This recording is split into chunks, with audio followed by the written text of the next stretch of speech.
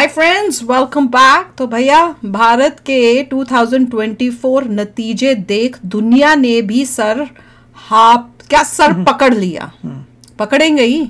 सब लोग इतने हैरान हो रहे होंगे कि मोदी जैसा पीएम जो जिस देश को मिला, जिसने जीरो को मतलब देश जीरो था उसको हीरो बना दिया देश को, वो आप उस पीएम को ऐसे वोट देते अगर हो? मोदी जी को इतनी डिफिकल्टी हो रही है तो बाकियों सोचो को, और लोगों को क्या, बाकी लीडर्स को क्या होगा जिनकी वैसे ही 50-50 होती है वोटिंग, उनका क्या होगा? जिनके लिए कोई स्ट्रगल्स नहीं, जिनको कोई कठिनाइयों का फेस नहीं करना, अच्छे भले उनके डेवलप्ड देश हैं वहां पे, तो उनके साथ क्या होगा? जब यहाँ पे जो देश की इतनी तरक्की की कि बड़े बड़े देश आके हाथ मिला रहे हैं भारत के लीडर से, उनको अच्छे रिलेशनशिप्स करने के लिए आ रहे हैं। उनको ये है कि हम किसी तरह से इंडिया से अच्छे रिलेशनशिप्स कर ले।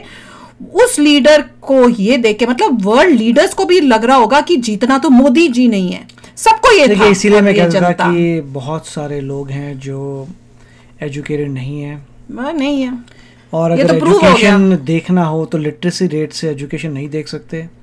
मुझे तो अब लगता है कि लिटरेसी रेट का फ़ायदा नहीं है। अब ये देखिए कितने लोगों के पास बैचलर्स डिग्री है नाप है। जिन लोगों के पास बैचलर्स डिग्री है उनको आप कहिए लिटरेट हैं, वो समझदार हैं और लिटरेसी रेट से कोई फर्क नहीं पड़ता। कितनों के पास बैचलर्स हैं, डिग्री है नाप है, क्योंकि उसी को आप हायर स्टडीज, अब तो ये लग रहा है कि हायर स्टडीज की हो तो शायद दिमाग थोड़ा, मतलब बैचलर्स हायर नहीं है, हायर तो मास्टर्स एंड पीएचडी। तो मैं तो वही बोल रही हूँ, तो बैचलर्स मैं तो मास्टर्स एंड आपको बोल रही हूँ। अगर बैचलर्स भी हो जिसके पास वो काउंट एमए किया हो या पीएचडी किया हो, फिर उससे पता लगेगा कितने लोग हैं समझदार। क्योंकि भाई बहुत ऐसा लिटरेसी रेट के बात नहीं बन रही। लोग तो भाई बहुत लोगों में इतना ज्ञान नहीं है। चलो देखते हैं, दुनिया भी देख के हैरान हो रही होगी। वो कह रही होगी अपने ही देश को डुबा दिया अपने ही लोगों ने। बिल्कुल। तो चलो वीडियो शुरू करने से पहले अगर आप चैनल पर नए हो और आपने अभी तक सब्सक्राइब नहीं किया तो जल्दी से पहले सब्सक्राइब के बटन और बेल आइकन को क्लिक कर लो ताकि आपको हमारे सारे न्यू वीडियोस के नोटिफिकेशन मिल जाए जैसे हम अपलोड करें। अगर आपको वीडियो पसंद आता है प्लीज लाइक एंड शेयर। चलिए शुरू करते हैं। और दुश्मन देश तो बड़े खुश हो रहे होंगे, जिनको हमारी प्रोग्रेस से तकलीफ हो रही थी, जलन हो रही थी, वो देखो वो देश कितने खुश हो रहे होंगे। और ये खुशी किसने दी? हमारे अपनों ने, हमारे ही देश में बैठे हुए लोगों ने। चलो देखें।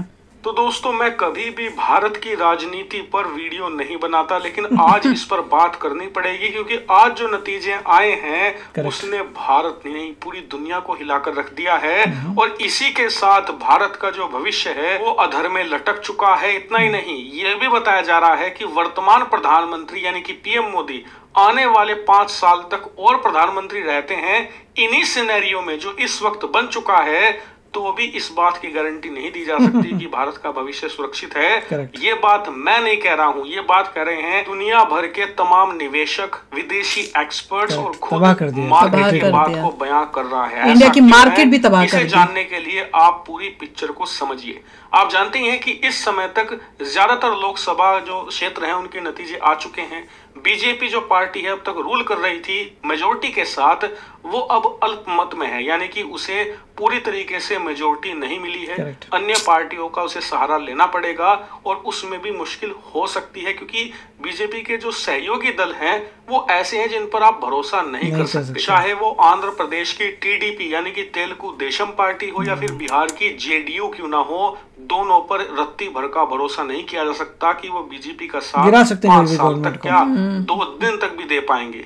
और इसी वजह से कहा जा रहा है कि गवर्नमेंट का फोकस रहेगा इन दोनों पार्टियों को संतुष्ट करने में कि ये उनके साथ बंधे रहे। और इसीलिए जो गवर्नमेंट के बड़े पोर्टफोलियो है, यानी कि हम बात कर रहे हैं भारत सरकार के 5 सबसे शक्तिशाली मंत्रालयों की, उनमें से कुछ मंत्रालय इन दोनों पार्टियों को 100% दिए ही जाएंगे। यानी कि सरकार खुलकर खुद से काम नहीं कर पाएगी। लेकिन एक बार को मान लेते हैं कि इन दोनों पार्टियों पर 100% भरोसा है कि ये 5 साल तक फुल गारंटी के साथ इस सरकार का साथ देंगी, तब भी यहाँ पर जो बीजेपी पार्टी है इसका फोकस रहेगा वेलफेयर स्कीम पर। रिफॉर्म ये पार्टी कर ही नहीं पाएगी क्योंकि इसके पास पूर्ण बहुमत नहीं है। इसके अलावा इस पार्टी की साख जो कमजोर हुई है इलेक्शन में, इसे दोबारा मजबूत करने के लिए ये जो वेलफेयर स्कीम है यानी कि फ्री की चीजें देना, इन पर ज्यादा फोकस रहेगा, जिस वजह से इंफ्रास्ट्रक्चर पर पैसा कम खर्च होगा। इसके अलावा जो पॉलिसी रिफॉर्म जो बहुत जरूरी है, अगर हमें चीन को पछाड़ना है या चीन को टक्कर देना है अर्थव्यवस्था के मामले में, तो उसके लिए वो पॉलिसी रिफॉर्म करना जरूरी है।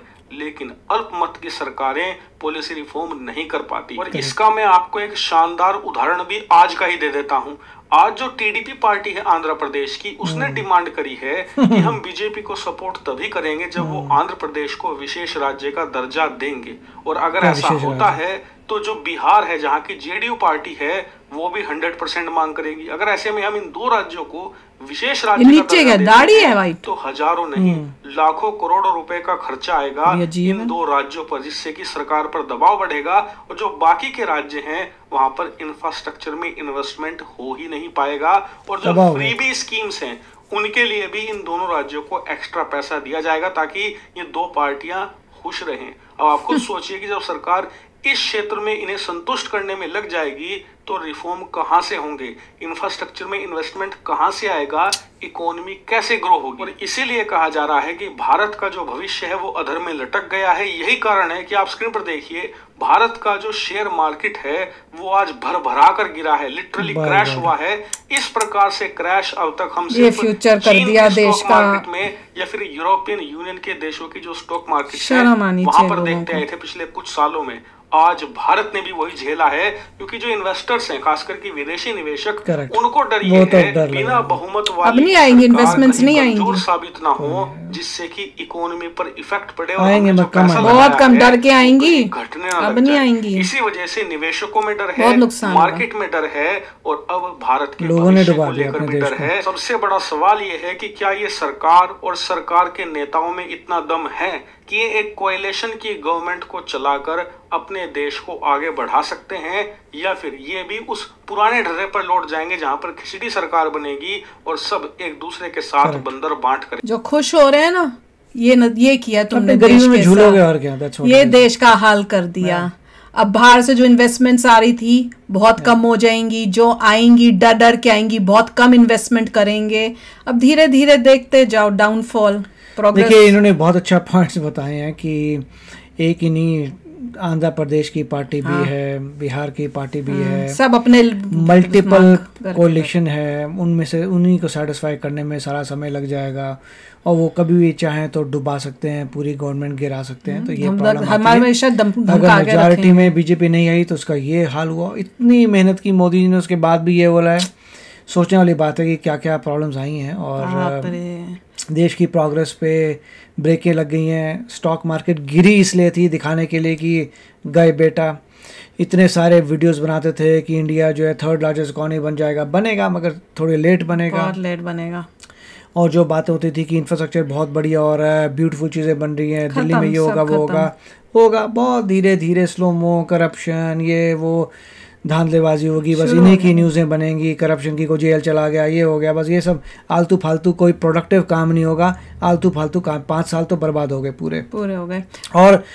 और यही है, अनपढ़ों ने डुबा दिया देश को। और अनपढ़ की डेफिनेशन मैंने चेंज कर दी है, इट इज़ नो लॉन्गर की लिटरेसी रेट से अगर बैचलर्स और आपके पास उसके ऊपर के हैं, you are educated, otherwise you are not educated, वही लग रहा है कि जिनके बैचलर्स डिग्री है, होपफुली तब तक उनको ज्ञान आ चुका होगा देख के कि भैया बीजेपी को देना था। उसके अलावा जितने भी हैं उन्होंने डुबा दिया, क्योंकि बहुत लोग तो रिलीजन में फंस गए हैं। जो उनके लीडर्स ने बोला रिलीजन बेस, वो सारे पूरी अनपढ़ जनता है, पूरी की पूरी। और जैसे कह रहे हैं कि कास्ट वाइज की अगर कोई यादव है तो यादव कोई वोट देगा, बस इस तरीके से कर करके वो सब डूब गए। मगर अगर वो बंदा एजुकेटेड होता तो तब वो बोलता ये सब बकवास करते हैं। होप है वो भी हमें यकीन नहीं है। बैचलर्स मास्टर्स वाले को, पीएचडी वाले को, बैचलर्स वाले को इतनी समझ होगी भैया मैं अपने देश को नहीं डुबा सकता इन सब चीजों में, मेरे को देश का भला करना है। तो ये लग रहा है अभी, और देख लो समय लगेगा जब तक लिटरेसी रेट ऊपर नहीं आता पूरे देश। पहली नेगेटिव न्यूज आ गई, इसमें दिख रहा है डब्बा, अब रिएक्शंस होंगे ऐसी न्यूज़ पर। रेडी हो जाओ, रेडी हो जाओ। तो चलो चलते हैं, मिलेंगे नेक्स्ट वीडियो में बहुत ही जल्द। Till then take care and bye bye. तो अगर आप मेरे इस चैनल पे नए हो तो जल्दी से सब्सक्राइब के बटन को हिट करो और बेल आइकन को क्लिक करो, ताकि आपको मेरा जब नया वीडियो मैं लगाऊं आपको उसके बारे में जल्दी से पता चल जाए।